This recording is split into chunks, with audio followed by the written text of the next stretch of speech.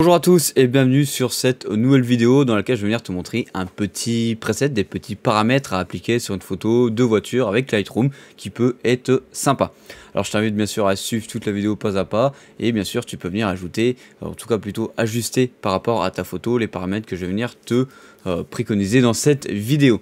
Alors pour ce faire, je t'invite à venir importer bien sûr ta photo dans Lightroom et on va venir attaquer les lumières. En exposition, on va faire un petit moins 0,50, voilà. En contraste, on va mettre un plus 51. En haute couleur, on va mettre un moins 25. En ombre, on va mettre un moins 10. Sur les blancs, on va mettre un plus 5.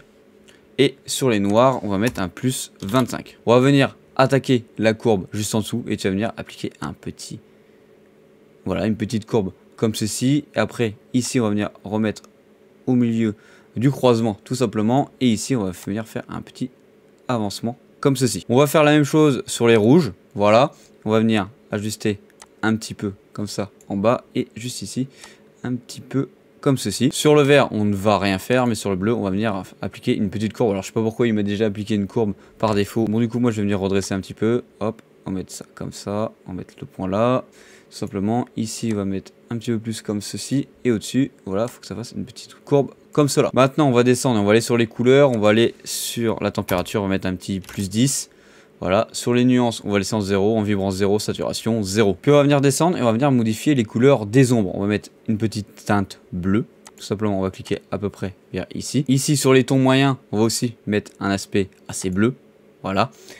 On va venir le doser, bien sûr, selon notre photo. Par exemple, moi, ici, ça me paraît plutôt bien. Après, on va partir sur les hautes couleurs. Et on va venir aussi appliquer le même genre d'effet, mais cette fois-ci vers un bleu un petit peu plus foncé. Voilà, tout simplement. Maintenant, on va partir sur le mélangeur des couleurs. On part directement sur le rouge. En rouge, on laisse 0,0 partout, sauf en luminescence. On va venir appliquer un petit plus 12. Voilà. Maintenant, on passe sur le orange. En teinte, on laisse 0. En saturation, on va mettre un petit plus 42, tout simplement. Et en luminescence, on va partir sur un plus 20. On va mettre en teinte un petit moins 100. Tout simplement. En saturation, on part sur un petit plus 10. Et en luminescence, on part sur un plus 20. Côté vert, qu'est-ce qu'on va faire? On laisse 0 dans la teinte. En saturation, on va faire un petit moins 100. En luminescence, on part sur un petit plus 20. Sur le bleu clair, on va venir appliquer la même chose. On laisse partout à 0, sauf pour la saturation. On va descendre à moins 100. On est sur une toute autre compo. En teinte, on va mettre un petit plus 2. En saturation, on va faire un moins 39. Et en luminescence, on va mettre un petit plus 12. Sur le violet, on va laisser 0 ici. En saturation, on va faire un petit moins 100. Et après, en luminescence, on va mettre un petit plus 20. Et sur le violet assez rose qu'on a juste après, on va mettre ici un petit plus 100. Voilà. En saturation, on va mettre un moins 100. Et en luminescence, on va laisser un petit plus 20. Alors là, tu pourrais dire, ça change pas grand chose sur la photo, c'est normal, on n'a pas énormément de couleurs, on va dire, assez rosâtres, assez violettes sur l'image. Toi, si tu en as, tu vas voir directement le changement dessus. On va venir descendre et aller sur les effets. Sur la texture, on va mettre un petit plus 20. Sur la clarté, on va mettre un petit plus 30. Sur la correction du voile, on va laisser tel quel. Sur la vignette, on va faire un petit moins 15. Le milieu, on va laisser à 50. L'arrondi, on va laisser à 0. Après, le contour progressif, on va laisser à 50. Les hautes lumières, on laisse à 0. Le grain, on laisse à 0. Et puis, le paramétrage de ton image est complètement fini. Alors là, on va cliquer sur un petit bouton. C'est les deux petits points sur ton clavier pour venir voir la photo d'origine.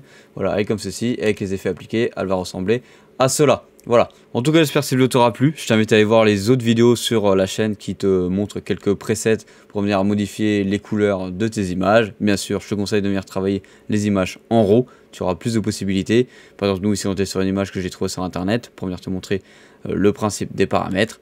Voilà, j'espère que cette vidéo t'aura plu. N'hésite pas à t'abonner, à liker. Allez, salut!